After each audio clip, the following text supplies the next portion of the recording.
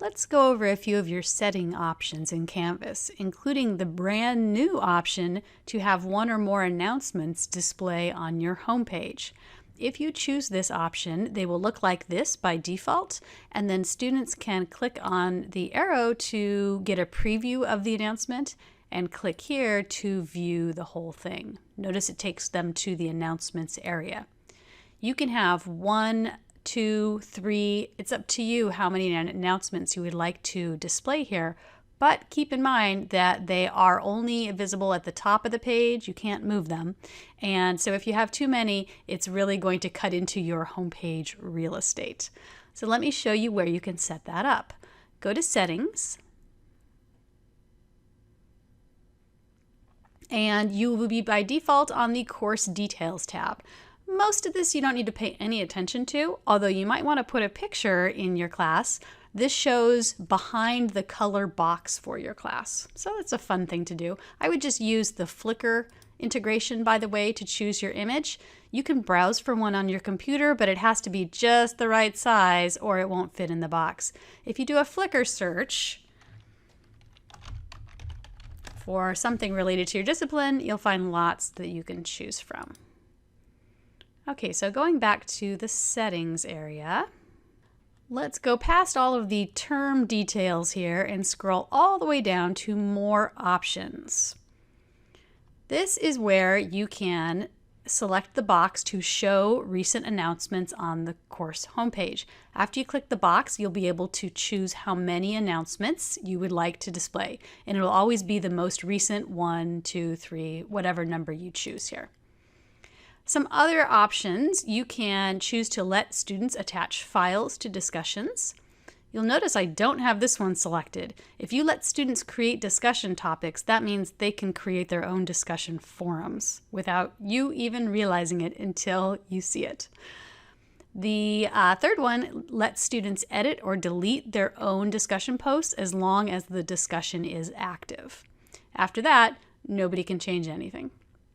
You can choose to let students organize their own groups if you'll be doing a group activity, or you can choose not to. This one lets you hide totals in the student grade summary if you think that would be useful for your class. This one lets you hide the grade distribution graphs from students. So students won't see kind of a bell curve of the grades in the class. They only see their own.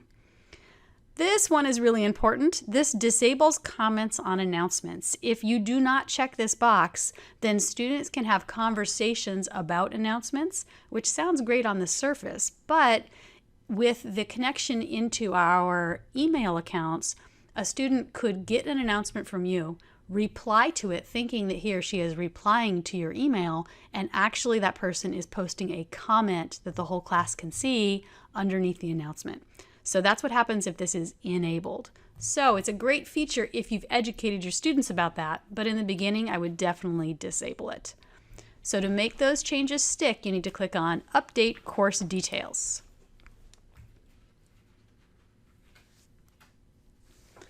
The next tab is Sections. There's not really anything that we need to do here. Navigation is the third tab. This is where you decide what your students can see from the course menu. So if you don't want students to see something, you drag it to this area and it will be hidden from them. So I recommend you do that with these areas. You probably are not using some of them, and you probably don't want your students seeing your files or getting lost in a list of all of the course pages. The other items up here can be arranged as you would like them to look by dragging and dropping.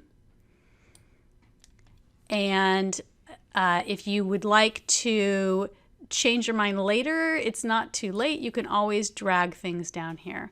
You notice I picked people.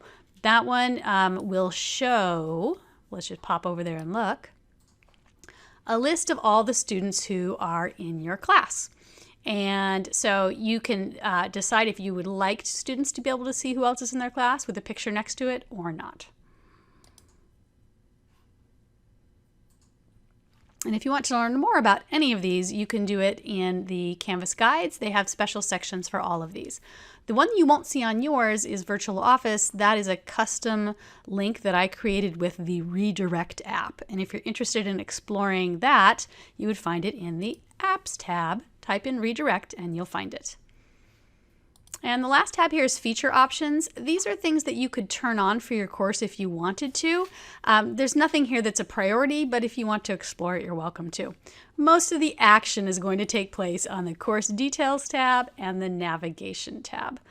And then last thing, I just wanted to remind you of some of the cool buttons over here. You can click on Student View to see what your course looks like from a student point of view. And whenever you see this pink around it and your picture has disappeared, you know that you're in student view. You can actually do work as a student, and you can erase that work by clicking on Reset, or if you want to keep it, you can do that by just clicking on Leave Student View. I'm going to leave now. Let's go back into Settings. And I wanted to show you a couple of other buttons here. I think most of you have been doing a lot of this, but if you wanted to import content into your course from your Deft Sandbox or somewhere else, this is the button you would use. This one you may not have discovered yet. If you click on this, it will go through your course and validate the links that you have. It'll let you know if any of the links go to a page that is unpublished. It will also let you know if any links appear to be dead, and it'll show you what page those links were found on.